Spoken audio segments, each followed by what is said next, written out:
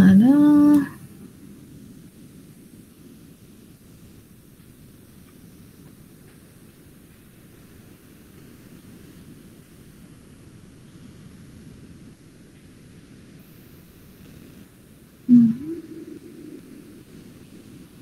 Et aussi, je dois répondre à votre question. Vous lisez ce cas clinique, mes problèmes, je ne peux pas utiliser un autre PC. Ouais, mais je vais le télécharger par téléphone. Entre-temps, vous lisez le cas clinique déjà. Mais moi, je vais, pour répondre à votre question de tout à l'heure.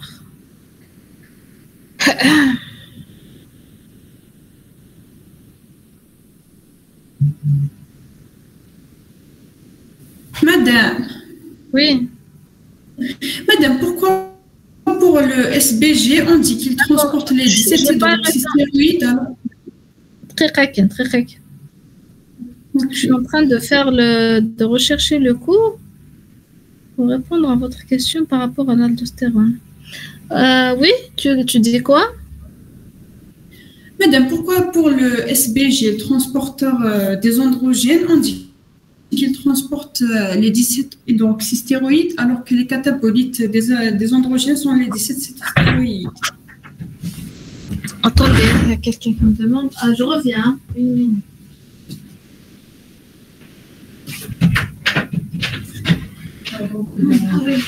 Le transport, c'est quelque chose et le catabolite, c'est autre chose. Ça n'a rien à voir. Donc, c'est par le transport, c'est par analogie structurale. Le SBG transporte les 17 hydroxystéroïdes par analogie structurale. Et catabolite, c'est autre chose. C'est pas lié. Madame, c'est-à-dire qu'il peut aussi transporter le cortisol et tout. Non, le 17 hydroxy. Progestérone en plus. Mais juste, j'ai dit, il transporte le 17 hydroxyprogestérone. La stéroïde. Je ne me rappelle pas. Oui, dans le cours, c'est écrit, il transporte les 17 hydroxystéroïdes, puis on a cité la testostérone et tout. Et la testostérone, il est 17 hydroxystéroïdes. Et par analogie structurale. C'est pour ça qu'il le transporte. Vous avez lu la première partie. Là, c'est le bilan hormonal, bilan biologique.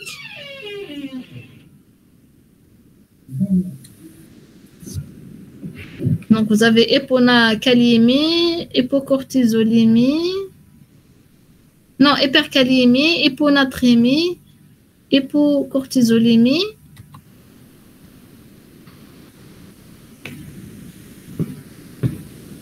Attendez, juste, je cherche là où la fille m'a dit par rapport à l'acide. Je ne me rappelle pas déjà. Qu'est-ce que vous avez dit par rapport à l'aldostérone? Oui, c'est par rapport au système angiotensine, la diminution de NaCl au niveau du tube distal. Non, je cherche où est-ce que j'ai écrit ça. Non, je cherche quelle page. Est-ce que j'ai écrit le... Où est-ce que j'ai écrit le... Dans les minéralocorticoïdes. Page 24, page 24. 24. Oui.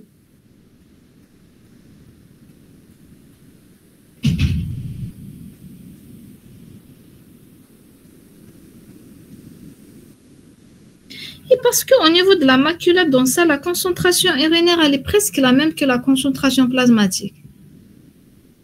C'est la même...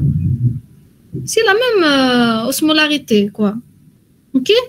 C'est la même que je dis sodium urinaire ou bien sodium plasmatique, c'est la même chose.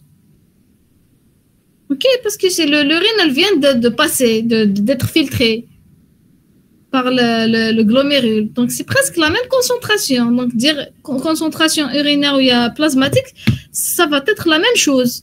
Est-ce que vous avez compris? C'est pas l'urine finale. C'est presque la même concentration. Donc, c'est comme si je dis une hyponatrémie et ça va stimuler la sécrétion de l'aldostérone. C'est clair? Oui, merci. Donc là, je reviens au cas clinique. Donc, madame, 79 ans, est traitée pour une maladie d'Addison. Vous vous rappelez l'Addison, c'est quoi? Une hypocorticisme. sans cause. On n'a pas trouvé de C'est cause. pas c'est l'insuffisance surrénalienne. C'est pas uniquement l'hypocorticisme, ok? Parce qu'on l'a vu aussi même dans l'autre. Donc, d'Addison survenu 25 ans auparavant à la suite d'une tuberculose. Donc, c'est la cause, c'est une destruction. Des neurones. Cette pathologie a été jusqu'à présent bien contrôlée par la prise de corticoïdes, l'hydrocortisone et le fludrocortisone. Et la personne a subi un accident de voie publique ayant entraîné une fracture du col du fémur. Elle a subi en urgence une intervention chirurgicale qui s'est compliquée d'une petite embolie pulmonaire traitée par héparénothérapie. 8 jours après l'intervention, l'état s'aggrave brutalement, les signes cliniques associant un collapsus. Quand on parle collapsus, ça veut dire diminution de la tension artérielle et tout. Donc, le TA, c'est-à-dire elle est à 89,5, c'est-à-dire une tension artérielle très basse, des troubles digestifs, diarrhée, vomissement et une importante hyperthermie. Et quand on fait un bilan biologique de première intention, on trouve que la natrémie, elle est basse, le cortisol, il est bas, et le potassium élevé. Et le CBE négatif, ça veut dire qu'il n'y a pas d'infection. Donc, on pense déjà, ici, on pense directement à un quoi? Sodium bas, potassium élevé. Ça veut dire aldostérone. Cortisol bas, ça veut dire cortisol bas. Donc, il y a une rechute. Le malade, il était équilibré. 8 jours après, il a rechuté. La maladie d'Addison, elle a rechuté. Donc, taux d'aldostérone bas avec cortisol bas. Et donc, c'est l'insuffisance surrénalienne aiguë. Parce que ici, quand on dit 25 ans auparavant, il présente une maladie d'Addison, donc c'est chronique, c'est une maladie d'Addison chronique. Mais le fait, elle était, c'est-à-dire stationnaire pendant une période, et suite à l'intervention, elle a rechuté. Pendant cette rechute, c'est une insuffisance surrénalienne aiguë. Parce qu'il était équilibré avant. OK? Donc, c'est une insuffisance surrénalienne aiguë. Donc, Madame, non. La différence entre aigu et chronique. Chronique, ça veut dire que la cause, la cause prend du temps. OK? Ça veut dire c'est que le malade, c'est-à-dire dans une période de temps allongée, il perd une partie de son tissu par infectieux, par des auto-anticorps. Donc, c'est pas, c'est-à-dire directement une période très courte. Mais en aigu, la destruction, elle est rapide. Ici, le malade, c'est-à-dire, il a une insuffisance surrénalienne chronique, mais durant la chronicité, donc, il a eu une rechute aiguë. Parce que, donc, le traumatisme de l'intervention, bien le traumatisme de l'intervention qu'elle a subi, donc, elle a induit une rechute aiguë de sa maladie. Donc, l'aigu, il est défini dans le temps. Ça veut dire que quelques jours avant, quelques mois avant, donc le patient, il était stable ou bien il n'avait rien. Donc, le fait que l'incident, donc, il se produit en un temps très, très petit, donc c'est un processus aigu. Madame, la tumeur, c'est aigu. On a? La tumeur, cancer. Ça dépend la période de développement de la tumeur, mais généralement, on la classe dans les chroniques, les tumeurs. Parce que la tumeur, ça prend du temps pour qu'elle devienne clinique. C'est chronique. Madame, il a remplacé avec quoi l'aldostérone avant l'incident? C'est les corticoïdes de synthèse qui jouent le rôle. Ils peuvent avoir des rôles glucocorticoïdes et minéralicorticoïdes en même temps. Les corticoïdes de synthèse. D'accord. Madame, mais quand c'est en excès, Anna?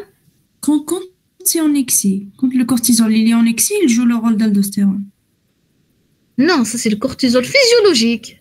Mais on a des molécules synthétiques. On les a modifiées.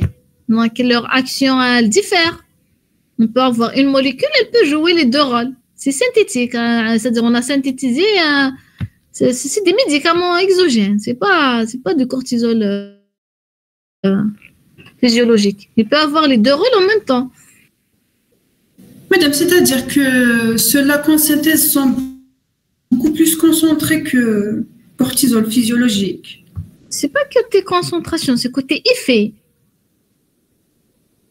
Effet, c'est pas la même fluhydrocortisol ou bien c'est pas une structure identique au cortisol.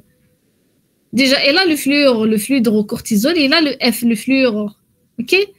Donc ça donne une molécule qui a des activités un peu différentes de la molécule mère. Le deuxième, donc, chez cette personne-là, pourquoi elle a rechuté? Elle a rechuté parce que durant l'intervention, le traitement administré n'est pas suffisant. Elle a besoin d'un dosage plus de ces corticoïdes. Ça, je ne peux pas l'expliquer en détail parce que vous êtes en deuxième année, vous n'avez pas encore fait trop les traitements et tout. On passe au deuxième cas clinique. Donc, une jeune femme de 24 ans, elle consulte pour une asthénie associée à une prise de poids récente, des signes d'hirsutisme, des douleurs osseuses et gastriques, des troubles de l'humeur et du sommeil et une dysménorrhée. À votre avis, vous pensez à quoi? Hypocorticisme.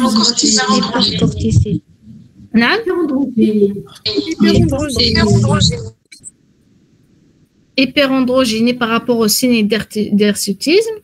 L'hypocorticisme pour une asthénie. L'asthénie, ça ne veut pas dire que l'hypocorticisme, l'asthénie, même l'hyperglycémie, elle donne des asthénies. Hein. L'hypoglycémie, elle donne des asthénies. L'hyperglycémie aussi, elle peut donner des asthénies. Madame, même pour la dysménorrhée. Oui, dysménorrhée, c'est suite à Hyperandrogénie. L'hyperandrogénie. Qu'est-ce qu'on a aussi? On a aussi l'hypercorticisme. On a aussi une obésité socio-tronculaire. Hypercorticisme. Une amyotrophie des membres inférieurs. Hypercorticisme. Une légère hypertension. Hypercorticisme. L'hypercorticisme, comme ça peut être un hyperaldostéronisme. Et donc, qu'est-ce qui peut donner à peu près tout ça? Vous pensez à quoi? Hyperplasie bilatérale. Oui, c'est possible. Quoi d'autre? Madame, tumeur surrénalienne. Tumeur maligne. Corticosurrénalome, c'est possible. Quoi d'autre? Adénome hypophysaire. Et maladie de Cushing. Ah oui. Ou bien le syndrome paranéoplasique. Paranéoplasique. Donc, vous avez les trois possibilités. Sur le plan biologique, le premier bilan effectué, le voici. Donc, le sodium, il est normal. Potassium, il est bas. Hypokaliémie. Madame. Ça concorde. Ah oui. Madame, si on a eu un blanchissement de la peau, on ne va pas penser au syndrome paranéoplasique. Là, quand on ne cite pas un signe clinique, ça ne veut pas dire qu'il est absent. D'accord. Non, mais si on l'a cité, on va pas penser au syndrome. Si on a cité mélanodermie, on peut trancher. Hein, oui. Mais si on ne le cite pas, on ne peut pas. Peut-être on l'a oublié, peut-être c'est-à-dire on ne veut pas trancher. C'est l'objectif. Donc, le potassium. Le paranéoplasique, est-ce qu'il va nous causer la mélanodermie ou non? Non.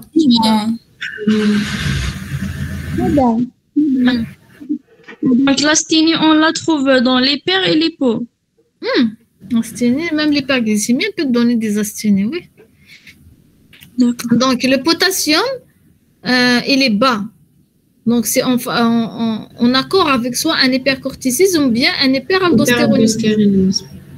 Les chlorures normales, l'urée, elle est élevée. Hyperaldostéronisme. Voilà. le glucose. Donc, le glucose, il est élevé. C'est normal. Glycémie postprandiale, la même chose, élevée. Donc, la même chose. Attendez, je vais vérifier une chose ici. Vous interprétez les autres entre-temps. L'urée élevée, donc hypoaldostéronisme. Elle n'est pas élevée, l'urée, 0,48 mg. Elle n'est pas élevée, c'est juste une erreur de truc. Hein. L'urée, elle est normale. Parce que c'est l'hypoaldostéronisme qui donne l'urée élevée, une déshydratation. Pas le contraire. Donc, l'urée, là, elle est normale. Hein. Je ne sais pas ce que je peux modifier. Madame, quand il est élevé, il reflète quoi? L'urée. Un hypoaldostéronisme, parce que ça donne une déshydratation. Voilà, normale ici. Voilà. Le calcium, comment il est normal. Les phosphates, presque normal. Triglycérides, normal. Par contre, cholestérol, il est élevé. C'est en faveur. Il donne une libération des acides gras. Le cortisol matinal, il est à 1100, alors que la limite supérieure, 555. Deux fois donc, c'est élevé. Hypercorticisme. La testostérone, elle est à 680, alors que la limite supérieure.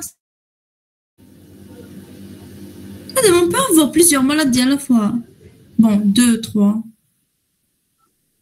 Le cortisol urinaire, il est à 10, donc il est élevé.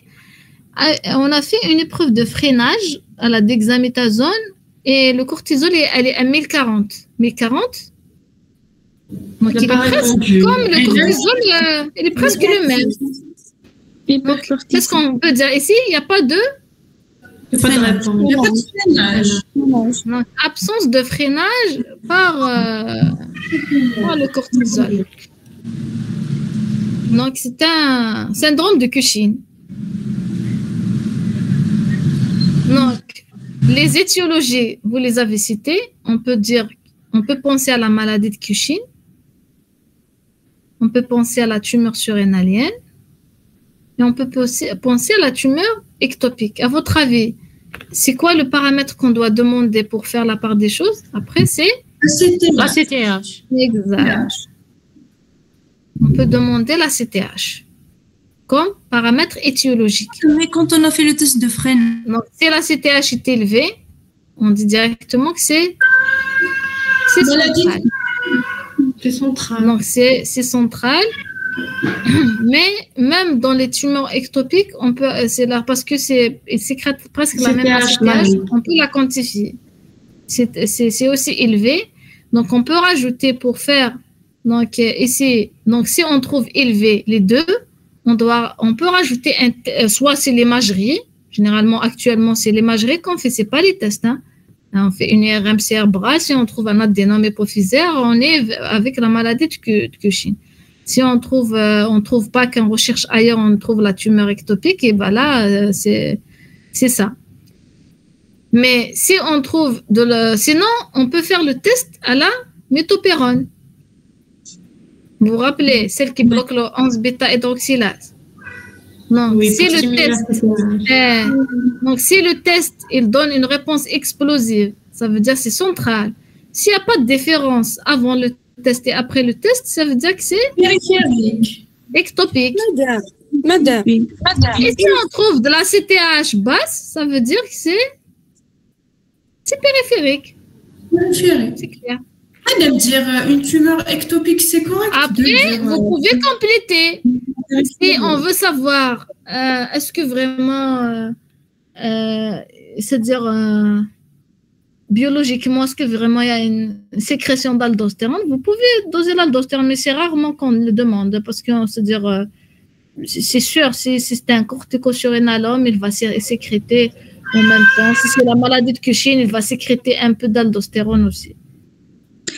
madame, il ne faut pas être un adénome. Et il faut savoir que par rapport à la fréquence des pathologies, La maladie de Cushing, c'est la plus fréquente. Les pathologies hypophysaires, elles sont plus fréquentes que les pathologies périphériques, hein.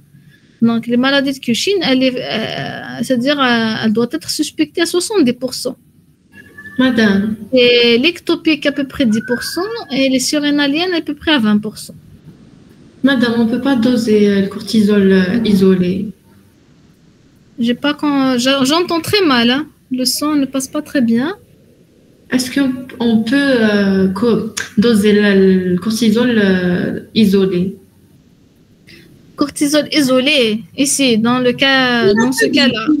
Oui, ici, le taux de cortisol il est élevé, donc on peut se statuer sur un hypercorticisme, hein, sans rajouter le cortisol urinaire. Donc, le cortisol, il est franchement élevé, 2 fois la normale.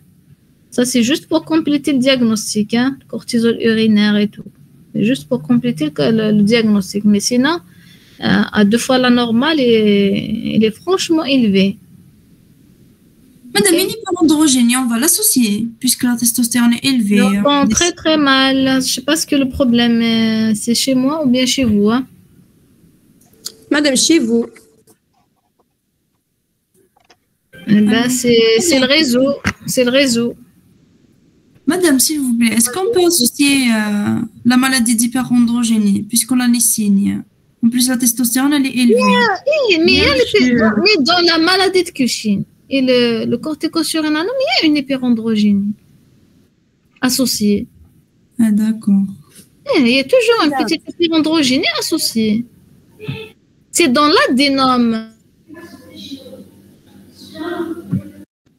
Madame, pour ce cas, c'est beaucoup plus une hyperplasie bilatérale parce qu'on a une ACTH élevée.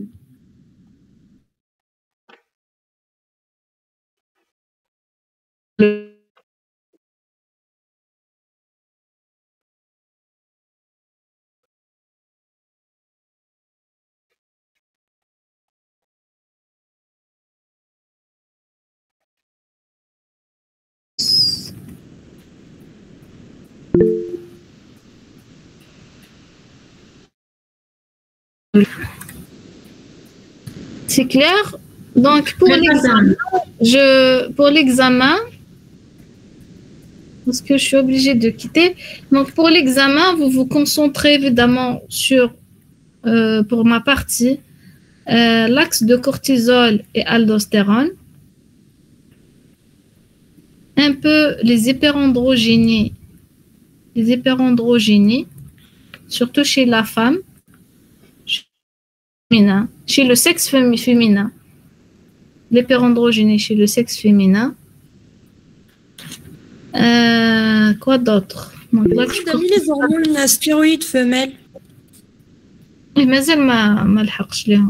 donc l'hyperandrogénie chez le sexe féminin, oestrogène, progestérone. Et pour l'axe hypothalamo-hypophysaire? Pour l'axe hypothalamo-hypophysaire, vous avez l'axe de la GH, prolactine, c'est-à-dire physiologie, pathologie. Et pour l'axe de l'ADH, acétocine, c'est pas la peine. L'axe de l'ADH. Et les cas cliniques? Non, les cas cliniques, c'est des exercices. C'est ça, qu'est-ce que ça veut dire? Sur le cortisol, quel? Ça dépend, j'ai pas encore fait le sujet, mais je peux faire un cas clinique qui peut... Mais probablement, si je fais enfin, je sais pas, hein, j'ai pas encore fait, je veux pas vous induire en erreur, mais ça reste la même chose, hein. Généralement, je donne un cas clinique sur tout ce qui est cortisol, aldostérone, hyperandrogénie, fertilité, et les autres axes, je donne des questions M libres. Voilà. Madame, les pathologies des hormones sexuelles femelles. Lesquelles? Les dysménorrhées et tout. C'est-à-dire les aménorrhées. Non, vous le sautez. Les aménorrhées primaires et secondaires. Non, c'est pas la peine, c'est pas la peine. Déjà, si vous maîtrisez bien l'axe de cortisol, aldostérone, les hyperandrogénies, oestrogène, progestérone, vous êtes bien. L'hormone de grossesse aussi, je l'enlève. Donc, ce que je vous enlève. Donc, si vous avez l'hormonologie de grossesse, vous avez les androgènes, vous laissez que l'hyperandrogénie chez le sexe féminin. Donc, les autres à enlever, l'hyperandrogénie chez le garçon, chez les hypoandrogènes et tout ça. Vous avez aussi, À la page 37 et 38. vous avez aussi je vois pas les pages, hein. Vous avez aussi les généralités sur l'axe hypothalamo-hypophysaire, donc pas la peine. Et l'axe de l'ocytocine. Donc, il vous reste GH, prolactine, ADH, oestrogène, progestérone, androgène chez le sexe féminin, cortisol, aldostérone. C'est clair? Madame, juste une question. Oui, madame. Je vous envoie tout de suite la partie qui manque pour les cours stéroïdes parce que franchement, je n'ai pas eu le temps de modifier le cours. Donc, je crois que vous avez le cours ancien. Je vous envoie juste la page que j'ai rajoutée, celle-là. Je vous l'envoie tout de suite. Tout de suite. Ou bien vous la prenez, vous la partagez. Vous pouvez prendre la prise d'écran. Allez.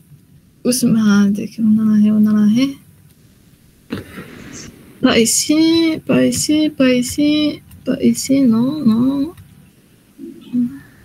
Madame, on doit réviser pour l'hyperplasie chez la femelle à la naissance. Ce que j'ai expliqué, si vous avez, voilà, vous prenez en photo, bien, je sais pas quoi, la page, c'est la page qui manque pour le cours, hein. Les recommandations pour le diagnostic du syndrome de Cushing. Madame, s'il vous plaît, dans les cas Et cliniques. je vous l'envoie directement, là, c'est que je serai tranquille. Madame, pour les cas cliniques, on peut avoir deux maladies à la fois.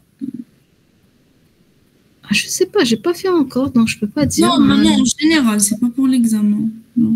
De maladie, si le patient, si c'est logique, généralement, j'essaie de faire des cas qui sont passés chez nous, des cas réels, voilà. Madame, et pour les pathologies de l'axe hypothalamo-hypophysaire, Par exemple. ils ne sont pas inclus. Lesquels, par exemple? De l'hormone de l'axe hypothalamo-hypophysaire. Si, j'ai dit la GH, prolactine, ADH. Madame, physiologie, pathologie pour l'ADH, GH et tout. Ah oui. Voilà, ça c'est bon. Madame, L'étude de vous envoyer les cours. Le mail, lequel? De la déléguée. J'ai oublié, elle est parmi vous, la déléguée.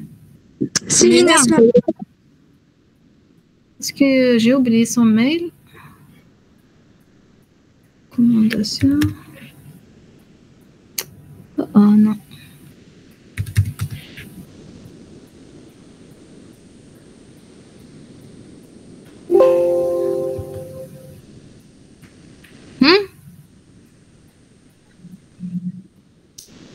Vous n'avez pas son mail, j'ai oublié son mail. Du coup, c'est bien ça, madame.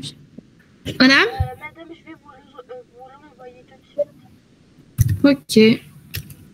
Sinon, j'envoie à la mienne. Après, je vous le transfère. Comme ça, je ne vais pas oublier. Et je vous transfère les deux cours de l'axe hypothalamo-hypophysaire. Ce ne sont pas mes cours parce que je vous ai dit là, d'habitude, je ne fais pas ce cours de l'axe de la GH. Donc, c'est le cours de ma collègue que je transfère. J'ai une question. Une question et je quitte parce que je vous ai dit, j'ai du travail à compléter. Le cas clinique qu'on a fait, Oui? on a trouvé hyperandrogénie provoque dysménorrhée. Pourquoi? Pourquoi? Mais ça, je vais répéter.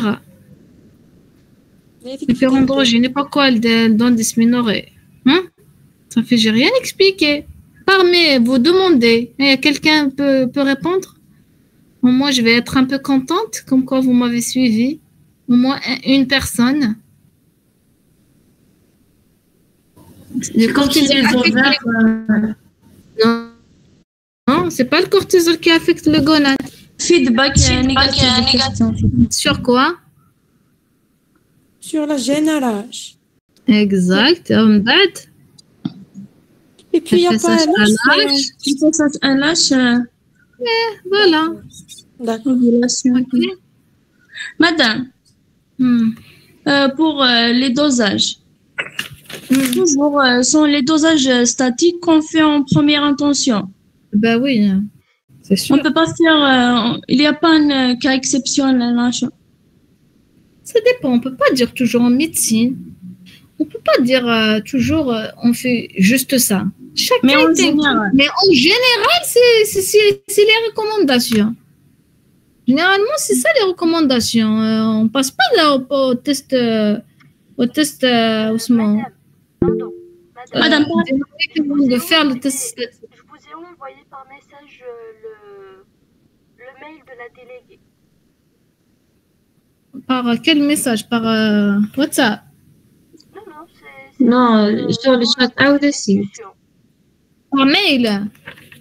Non, Dans le chat. Ah, ok, ok.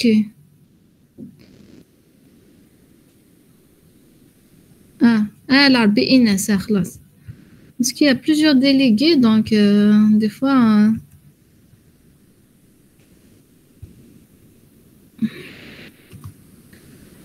Madame. Voilà.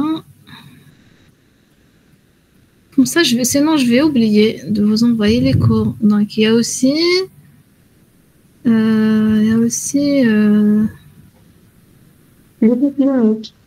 Les cas cliniques. Les cliniques. Vous voulez les cas cliniques? Oui, c'est pour s'entraîner. Ok. Madame, pour les hormones sexuelles pour l'homme, est-ce qu'on doit réviser? Non. Je répète non. La testostérone, oui. Je n'ai pas cité la testostérone. Non, la testostérone, bien sûr. La testostérone. Madame, comment le cortisol peut causer hyperandrogénie alors qu'il affecte les gonades? Hein? Comment peut le cortisol induire une hyperandrogénie malgré il affecte les gonades? C'est pas le cortisol. On vient de répondre. La question, non. Il y a même la réponse, elle est écrite dans le truc, dans le message. Vous lisez la réponse de vos Madame, on collègues. aura un seul cas clinique. Anna? On aura un seul cas clinique. Je sais pas, j'ai pas encore fait le sujet, donc j'ai aucune idée. Mais je pense plus, puisqu'on a quand même un nombre de points importants dans cette unité. Cache 2-3 cas cliniques. Ok, donc je vous dis bon courage. Si vous avez, je vais vous envoyer après je dois trouver les cours l'ADH, je les enverrai. Je vais voir avec les cas cliniques et je vous dis bon courage. Et si vous avez des questions, vous me les envoyez par mail. Okay? À la prochaine, Inch'Allah. C'est mercredi, votre examen. À mercredi prochain, Inch'Allah. Allez, à la prochaine. Merci. Inch'Allah.